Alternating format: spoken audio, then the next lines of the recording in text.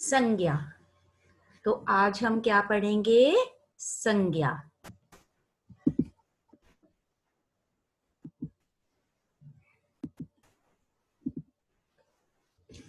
तो हमने पढ़ना है संज्ञा की परिभाषा, यानी कि संज्ञा किसे कहते हैं, संज्ञा क्या होती है। तो संज्ञा क्या होती है, किसे कहते हैं? किसी भी व्यक्ति, यानी कि जो हम लोग होते हैं खुद, किसी भी व्यक्ति, वस्तु यानी कि कोई भी सामान, जाति, जैसे कि हमारी कोई जाति होती है जो हम अपनी कास्ट लिखते हैं ना, सरनेम, वो। भाव, भाव जो हम अंदर से हमारे प्रकट होते हैं, या स्थान, स्थान मतलब जो जगह पर हम रहते हैं कहीं पर भी, के नाम को ही संज्ञा कहते हैं।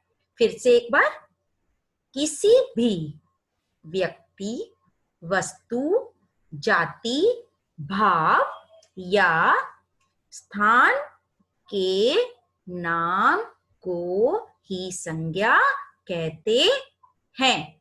जैसे मैंने आपको पहले भी बताया, जैसे कि मनुष्य,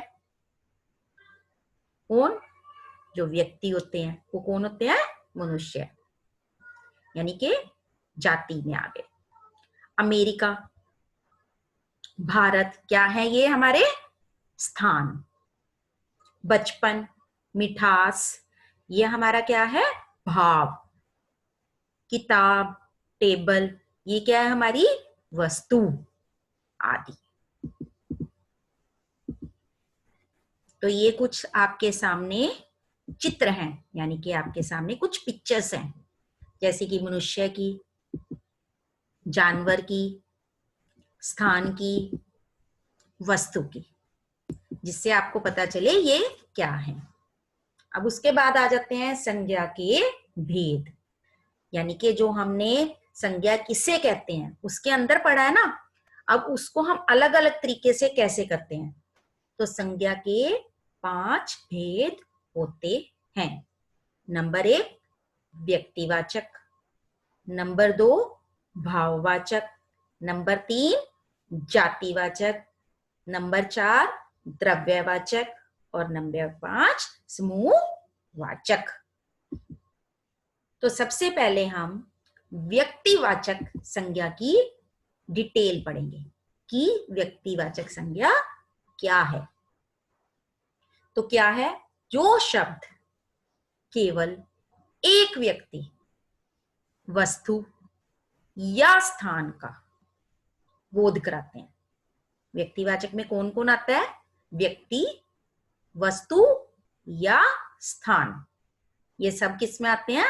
व्यक्तिवाचक में। तो जो शब्द केवल एक व्यक्ति, वस्तु या स्थान का बोध कराते हैं, उन शब्दों को व्यक्तिवाचक संज्ञा कहते हैं। उसके बाद आती है हमारी जातिवाचक संज्ञा। तो क्या है जातिवाचक? जो शब्द किसी व्यक्ति, वस्तु या स्थान की संपूर्ण जाति का बोध कराते हैं। पहले तो हमने पढ़ा था किसी एक, और अब इसमें क्या है जातिवाचक में? इसमें सारी जाति का, सारे व्यक्तियों का, वस्तुओं का, स्थान का, संपूर्ण यानी कि बिल्कुल टोटल जाति का बोध कराते हैं।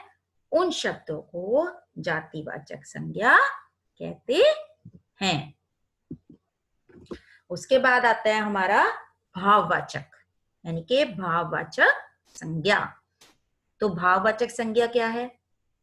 जो शब्द किसी चीज या पदार्थ की अवस्था, दशा, भाव का बोध कराते हैं, यानी कि उसकी वो किस अवस्था में है, क्या महसूस कर रहा है वो, क्या उसकी दशा है, किस टाइप का लग रहा है वो, उसके अंदर से क्या भाव प्रकट हो रहे हैं, का बोध कराते हैं, उन शब्दों को हम भाववाचक संज्ञा कहते हैं।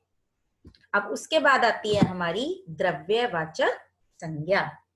तो हम द्रव्यवाचक किसे कहते हैं? जो शब्द किसी धातु या द्रव्य का बोध कराते हैं उन्हें हम द्रव्यवाचक संज्ञा कहते हैं। धातु क्या होती है? जैसे कि कोई किसी धातु से, जैसे हम कहते हैं ना कि सोना चांदी कुछ ऐसी चीजें बनती हैं, वो धातुएं होती हैं हमारी। द्रव्य जो लिक्विड होती हैं चीजें, तो इन सबको हम द्रव्यवाचक संज्ञा कहते हैं। उसके बाद आता है हमारा समुदाय वाचक संज्ञा, यानी के समुदायवाचक भी बोल सकते हैं हम इसे, समूहवाचक भी बोल सकते हैं हम इसे।